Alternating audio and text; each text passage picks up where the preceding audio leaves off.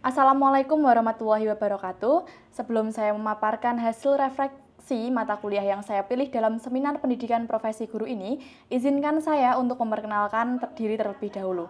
Saya Karen Pujaning Jati, mahasiswa PPG Prajabatan Gelombang 2 tahun 2023 kelas A dari Universitas 11 Maret Surakarta.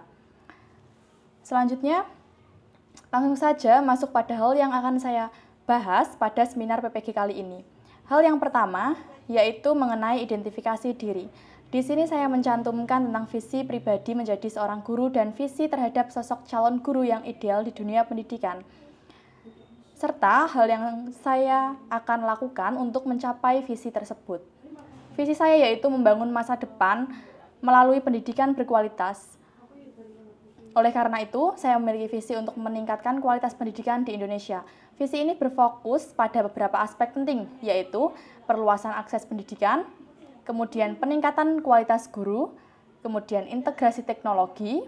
Teknologi harus dimanfaatkan untuk meningkatkan aksesibilitas, fleksibilitas, dan efektivitas pembelajaran. Kemudian yang terakhir adalah penanaman karakter. Pendidikan harus menanamkan nilai-nilai seperti integritas, empati, dan kerjasama untuk membangun generasi muda yang berkarakter mulia.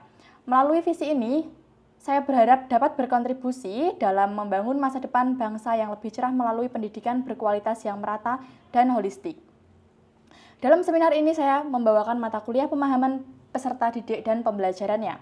Mata kuliah pemahaman peserta didik dan pembelajarannya mengulas tentang pentingnya peran guru dalam memahami karakter peserta didik. Pasalnya, setiap individu memiliki karakteristik yang berbeda-beda. Selanjutnya masuk dalam review pengalaman belajar dalam mata kuliah PPDP.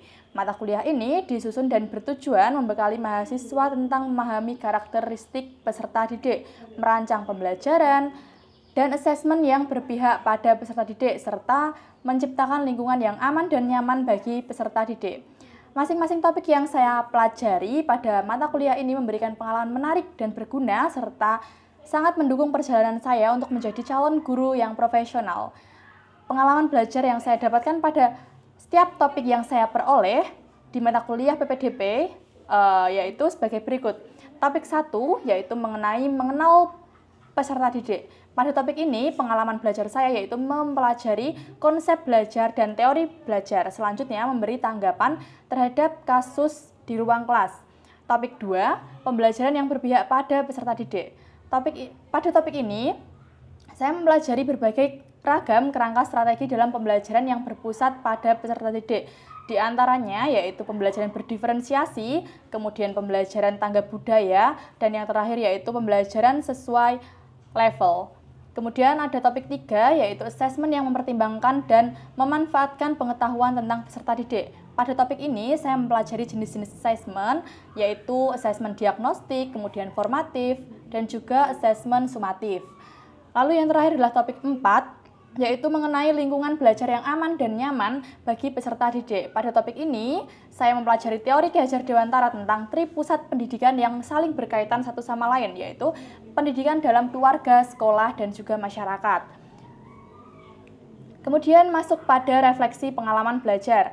Berdasarkan keempat topik yang telah saya pelajari di atas, yang mana setiap topik telah memberikan pengalaman belajar yang penting dan berguna, saya memilih topik 3 yaitu asesmen yang mempertimbangkan dan memanfaatkan pengetahuan tentang peserta didik. Dikarenakan pada topik ini mencakup semua pengalaman belajar yang saya peroleh pada topik sebelumnya. Adapun dalam topik 3 terdapat 3 asesmen yang dilakukan dalam pembelajaran. Yang pertama yaitu asesmen diagnostik, kemudian asesmen formatif, dan juga asesmen sumatif. Asesmen diagnostik yaitu dilakukan guru pada awal pembelajaran untuk melihat kompetensi dan juga memonitor perkembangan belajar peserta didik dari aspek kognitif maupun non-kognitif. Hasil asesmen ini digunakan untuk memetakan kebutuhan belajar dan juga karakteristik peserta didik, sehingga guru dapat menentukan strategi yang tepat untuk melaksanakan pembelajaran. Kemudian asesmen formatif, asesmen ini dilakukan guru pada saat proses pembelajaran untuk memberikan informasi mengenai perkembangan penguasaan materi peserta didik pada setiap tahap pembelajaran. Asesmen ini digunakan untuk memantau sejauh mana siswa memahami materi selama proses pembelajaran berlangsung. Kemudian yang terakhir terdapat asesmen sumatif yang dilakukan pada akhir pembelajaran, di mana asesmen ini digunakan untuk memastikan ketercapaian keseluruhan pembelajaran yang diterima oleh peserta didik. Pengalaman belajar tentang cara-cara efektif dalam melakukan asesmen yang memperhatikan dan memanfaatkan pengetahuan tentang karakteristik, kebutuhan, dan potensi individu siswa. Selama perkuliahan, saya juga diberikan kesempatan untuk berlatih menerapkan teknik-teknik asesmen tersebut dalam konteks nyata. Misalnya, saya diminta untuk merancang sebuah tes yang mencakup berbagai tipe soal untuk mengukur berbagai aspek pemahaman siswa dari ranah kognitif, afektif, maupun psikomotorik.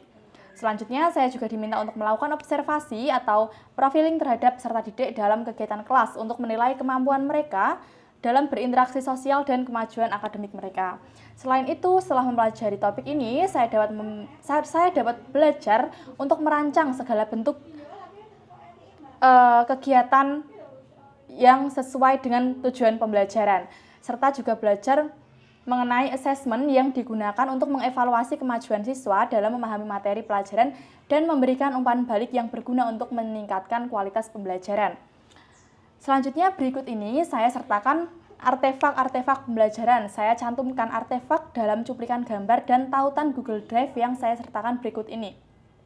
Artefak yang saya gunakan, saya ambil dari ruang kolaborasi, demonstrasi kontekstual, elaborasi pemahaman, serta aksi nyata pada topik 3 mata kuliah PPDP. Kemudian, masuk dalam pembelajaran bermakna. Setelah mempelajari topik ini, terdapat beberapa pembelajaran yang bermakna bagi saya. Di sini saya sertakan beberapa dokumentasi yang menunjukkan hal tersebut. Gambar pertama menunjukkan kegiatan profiling peserta didik minimal di setiap awal tahun pembelajaran. Profiling karakteristik peserta didik sebagai informasi penting yang nantinya akan dijadikan pijakan dalam menentukan acuan perencanaan pembelajaran berdiferensiasi dengan berbagai metode yang optimal dalam merancang pembelajaran guna mencapai keberhasilan kegiatan pembelajaran. Gambar kedua, merancang pembelajaran yang sesuai dengan karakteristik peserta didik. Kemudian gambar ketiga menunjukkan pemahaman setiap peserta didik memiliki latar belakang dan keunikan yang berbeda-beda. Setelah mempelajari topik ini, saya menjadi sadar bahwa mengetahui kondisi dan karakteristik peserta didik adalah hal yang wajib dilakukan oleh guru.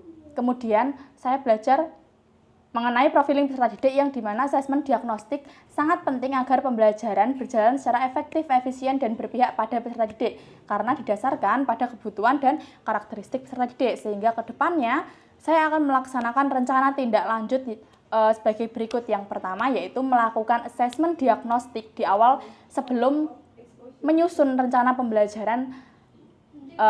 Saya lakukan bisa bekerja sama dengan guru BK ataupun guru di kelas sebelumnya. Kemudian menyusun rencana pembelajaran berdiferensiasi menggunakan pendekatan TARL atau Teaching at the Right Level dan CRT, Culturally Responsive Teaching, sebagai perwujudan pembelajaran yang disesuaikan dengan kebutuhan dan karakteristik peserta didik.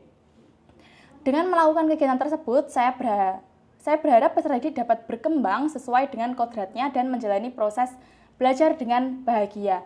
Demikian pemaparan seminar pendidikan profesi guru yang saya susun. Semoga apa yang saya susun dan saya sampaikan dapat menjadi ilmu yang bermanfaat bagi kita. Terima kasih. Wassalamualaikum warahmatullahi wabarakatuh.